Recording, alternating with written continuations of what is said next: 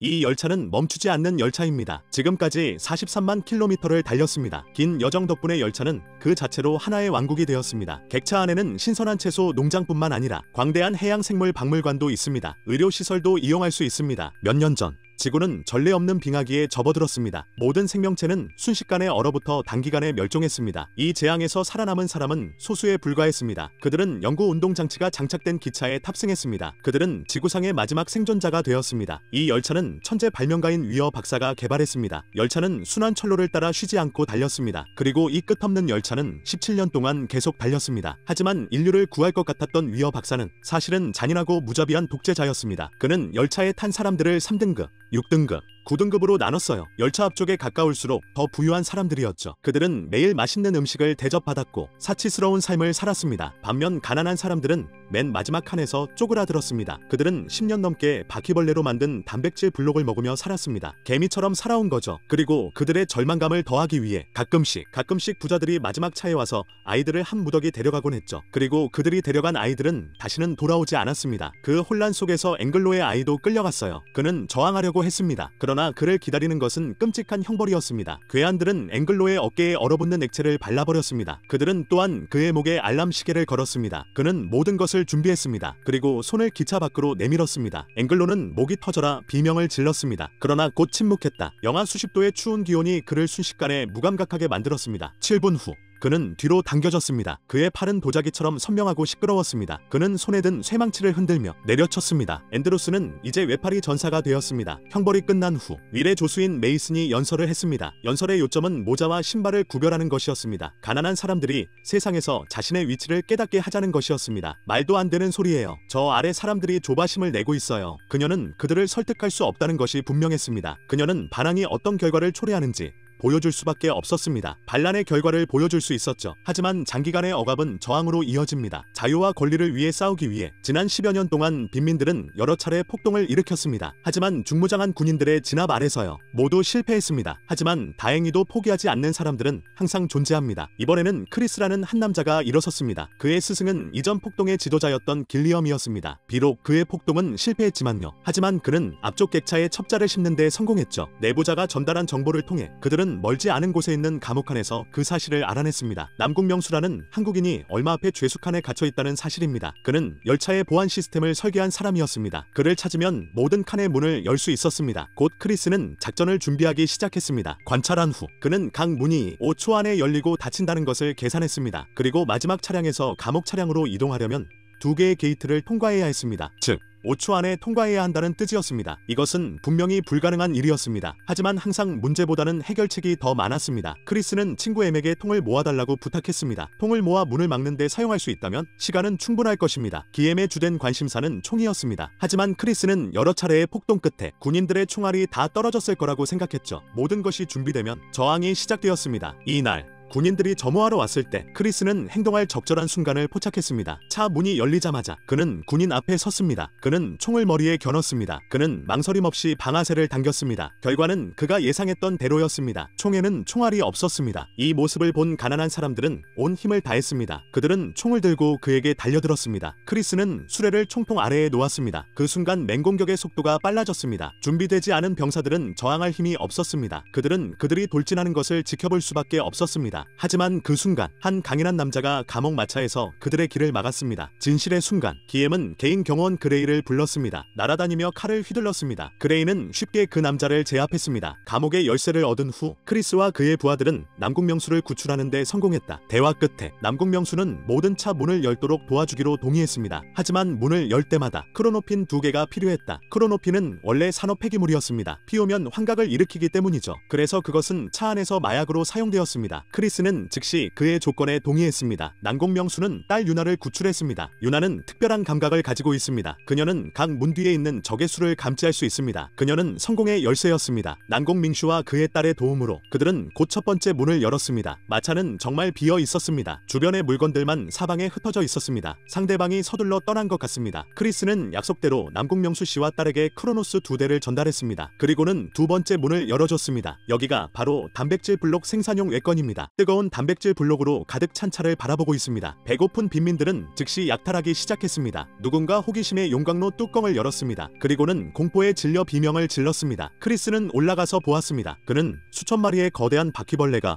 오븐 안에서 휘젓고 있는 것을 보았습니다. 그리고 그는 깨달았습니다. 17년 동안 먹어온 단백질 블록이 이 바퀴벌레로 만들어졌다는 것을 깨달았습니다. 그 광경에 크리스는 그 자리에서 토할 뻔했습니다. 하지만 안정을 위해 그는 대중에게 말하지 않았습니다. 그리고 이 마차에서 기욤은 정보원으로부터 또 다른 제보를 받았습니다. 메모에 물이라는 단어가 적혀 있었습니다. 기욤은 마차에 물 공급 장치가 있다는 결론을 내렸어요. 마차를 잡을 수 있다면 위어 박사에게 협상 카드를 쥐어줄 수 있을 겁니다. 그러면 기차 앞까지 갈 필요도 없겠죠. 그 후 난공명수는 계속해서 세 번째 문을 열었다. 하지만 유나는 갑자기 눈앞에서 이상한 것을 느꼈습니다. 방금 버려진 차에 수많은 적들이 나타난 것입니다. 그는 즉시 아버지에게 문을 열지 말라고 소리쳤습니다. 하지만 너무 늦었습니다. 문이 천천히 열리자 복면을 쓴 전사 무리가 일제히 차 안에 서 있었습니다. 그들은 손에 든 도끼를 위해 물고기의 피를 제물로 바쳤습니다. 치열한 전투가 시작되었습니다. 다행히도 양쪽 모두 차가운 무기를 들고 싸웠습니다. 가난한 사람들은 큰 고통을 겪지 않았습니다. 죽기 살기로 싸우는 동안 차장이 갑자기 확성기 너머로 외쳤습니다. 기차가 예카 다리를 건너고 있습니다. 복면을 쓴 전사들은 싸움을 멈췄습니다. 그들은 도끼를 휘두르며 카운트다운을 시작했습니다. 그리고 모두 새해 복 많이 받으세요. 이 다리가 기차의 원래 출발점이라는 것이 밝혀졌습니다. 기차가 이곳을 통과할 때마다 새해가 왔다는 뜻이죠. 그때 메이슨이 객차에 다시 나타났습니다. 그리고 다시 한번 마이크를 잡고 연설을 했습니다. 물론 새해 인사는 아니었습니다. 그녀는 가난한 사람들의 배은망덕한 행동에 대해 일갈하고 있었습니다. 크리스는 그녀에게 흉기를 던졌습니다. 다행히도 그의 조수가 공격을 막을 수 있었습니다. 메이슨은 이번에는 화를 내지 않고 쌍안경을 꺼냈습니다. 이때 복면을 쓴 전사들도 야시장 거울을 썼습니다. 그러자 차 안의 모든 불이 꺼졌습니다. 크리스가 반응하기 전에 기차는 터널에 들어갔습니다. 객차는 완전히 어두웠습니다. 복면 전사들은 야간 투시경의 도움으로 살인을 시작했습니다. 불쌍한 사람들은 눈을 멀게 하고 학살당했습니다. 저항군은 곧 전멸할 뻔했습니다. 그 순간 크리스는 성냥을 모으던 아이를 떠올렸습니다. 그 아이는 신의 사자 같았습니다. 인류에게 빛을 가져다주라. 횃불이 도착했을 때 전세가 역전되었습니다. 가난한 사람들은 반격했습니다. 용감한 그레이는 지휘자를 죽였을 뿐만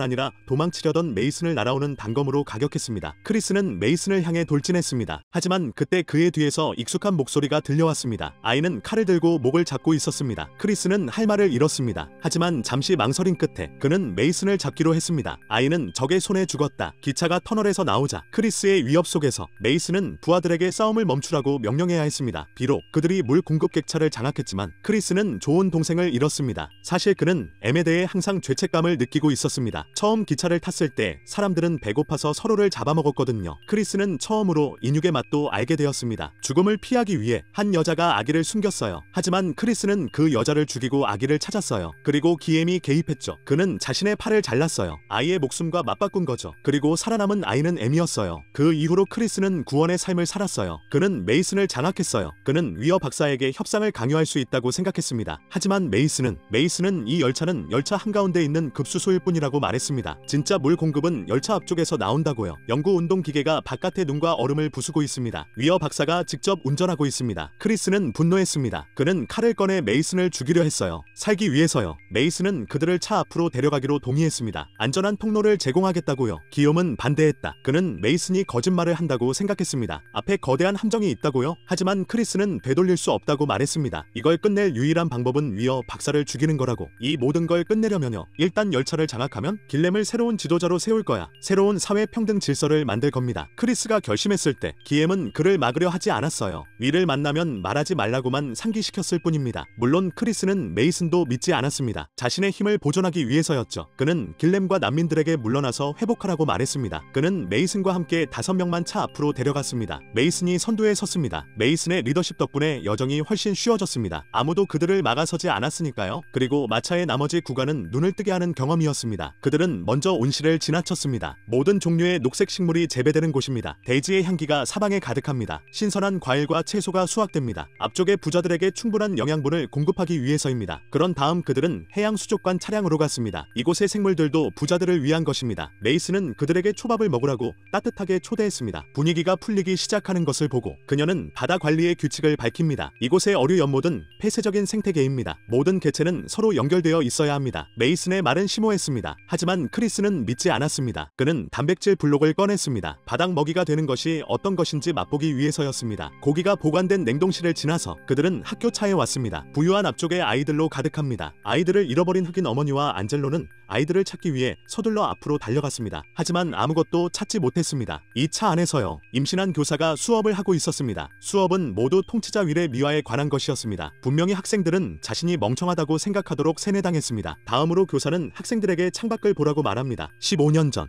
열차가 멈추자 7명의 남자가 탈출을 시도했어요. 그들은 결국 산채로 얼어버렸죠. 그렇기 때문에 윌의 믿음을 인정하는 것이 중요합니다. 그가 없으면 안전이 보장되지 않으니까요. 그 순간 한 대머리 남자가 엔진에 뜨거운 물로 삶은 달걀을 가져왔어요. 각 칸에 전달할 선물이었습니다. 그는 선생님을 지나쳤습니다. 대머리 남자는 계란 한 바구니를 건넸습니다. 잔잔한 음악이 흘러나옵니다. 기차 안 전체가 따뜻함과 기쁨에 잠긴 듯했습니다. 크리스는 대머리 남자가 준 달걀을 곰곰이 생각했습니다. 하지만 그것은 모두 겉으로 보이는 조화일 뿐이었습니다. 다음 순간 대머리 남자가 차에서 기관 단총을 꺼냈습니다. 그리고 불쌍한 사람들을 향해 총을 쏘기 시작했습니다. 그러자 복면을 쓴 병사들은 모두 구출되었습니다. 가난한 사람들은 차 뒤편으로 도망칠 수밖에 없었습니다. 동시에 크리스와 다른 사람들은 스쿨버스 안에서 공격을 받았습니다. 앵글로는 여교사에 의해 그 자리에서 살해당했습니다. 하지만 때마침 그곳에 있었던 것은 그레이였습니다. 그레이는 날아오는 단검으로 그녀를 죽일 수 있었습니다. 혼란 속에서 메이슨은 저항하려 했습니다. 하지만 크리스는 그를 발로 차서 제압했습니다. 반면에 길렘도 표적이 되었습니다. 그는 한 남자에게 붙잡혔습니다. 그리고 그는 카메라 앞에서 기엠을 총으로 쏴 죽였습니다. 이 장면을 보고 크리스의 믿음은 완전히 무너졌습니다. 무의식적으로 그는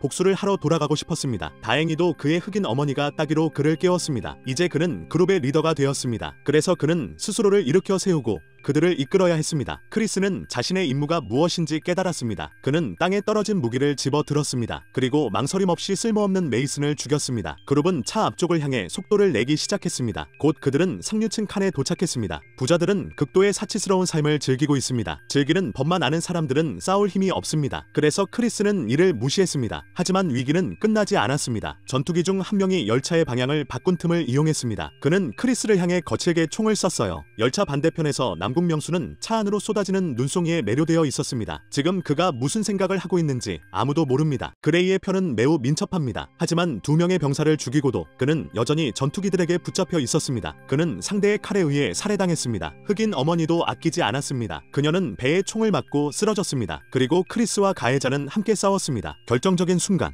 남궁 명수는 그림자 속에서 가해자를 제압했습니다. 알고 보니 그는 은신 전문가였습니다. 두 사람이 교착 상태에 빠진 동안 유나는 모든 책임을 지려고 했습니다. 하지만 남궁 명수가 그녀를 막았습니다. 딸에게 악몽이 될 수 있는 살인을 허락하지 않겠다고 결심한 것이다. 임종을 앞두고 흑인 어머니는 아들의 초상화를 꺼내들었습니다. 그녀는 크리스에게 아들을 구해달라고 간청했습니다. 그렇게 말한 후 그녀는 다시 숨을 쉬지 않았습니다. 국민들의 염원을 담아 크리스와 남궁 명수 씨는 차 앞을 향해 계속 걸었습니다. 연기가 가득한 마차를 지날 때 그들은 사람들이 클로노핀을 피우는 것을 발견했습니다. 두 사람은 흥분했습니다. 그들은 그것을 잡기 위해 앞으로 달려갔습니다. 뿐만 아니라 두 사람은 모피 코트도 충분히 가져갔습니다. 이 코트들은 가까운 미래에 유용하게 쓰일 것입니다. 2개의 통제 객차를 통과한 후 그들은 마침내 열차 앞쪽에 도착했습니다. 하지만 여기까지 침입하기는 어려웠습니다. 남궁 명수는 문을 열기를 꺼려했습니다. 그는 매년 창밖을 내다보고 있었다고 말했습니다. 눈송이가 점점 더 얇아지는 것을 발견했다. 비행기 잔해에 쌓인 눈도 서서히 녹고 있습니다. 이것은 외부 온도가 지속적으로 상승하고 있음을 의미합니다. 인간은 이 기차에서 살 필요가 전혀 없습니다. 그리고 남궁 명수가 크로노를 많이 필요로 하는 이유, 그는 마약 중독자가 아닙니다. 클로노핀은 인화성이 높고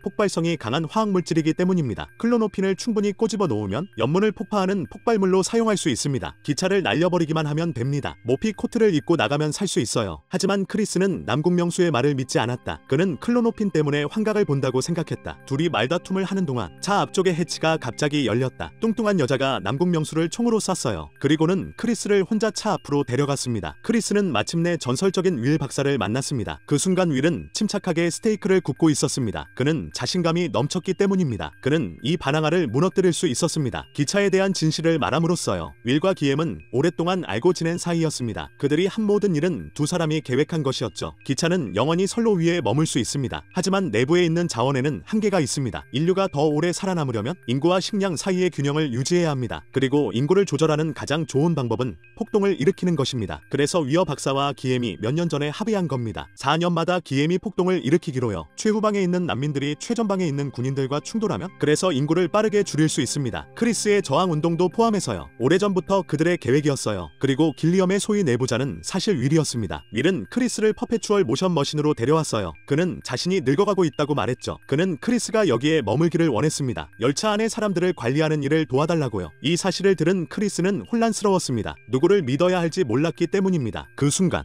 열차 문 밖에서 가해자는 죽지 않았습니다. 그는 한 무리의 부자들을 이끌고 열차 앞으로 다가왔습니다. 부상을 입은 남궁 명수는 부자들이 들어오지 못하도록 최선을 다해 막았습니다. 그는 딸 유나에게 크리스에게 성냥을 가져와 폭발물에 불을 붙여달라고 부탁했습니다. 하지만 유나가 지나가자 크리스는 유나를 밀쳐냈다. 크리스는 윌에게 세뇌당의 이성을 잃은 것 같았어요. 그때 유나가 갑자기 장판 밑에 누군가가 있는 걸 느꼈어요. 그녀는 바닥 타일을 들어 올렸습니다. 그녀는 어린 소년이 기어 아래에서 같은 일을 반복해서 하는 것을 보았습니다. 흑인 어머니의 아들이었습니다. 퍼페추얼 모션 머신은 영원하지 않다는 것이 밝혀졌습니다. 작동 과정에서 일부 부품이 손상되었기 때문이죠. 그래서 누군가는 부품을 교체해야 합니다. 그리고 아래 공간은 5세 미만의 어린이만 탑승할 수 있습니다. 이 장면은 크리스를 멍한 상태에서 깨웠습니다. 그는 위를 바닥에 주먹으로 때렸습니다. 그리고는 기어에 팔을 집어넣었습니다. 그는 겨우 아이를 내보냈습니다. 그 순간 앵글로의 아들이 기계 밖으로 나왔습니다. 소녀는 무표정한 얼굴로 장비실로 걸어 들어갔습니다. 반대편에서 성냥을 들고 있던 유나가 차 문을 향해 달려갔습니다. 그녀는 옆문에 붙어있던 크로노에 불을 붙였습니다. 하지만 차 앞에 숨으려는 순간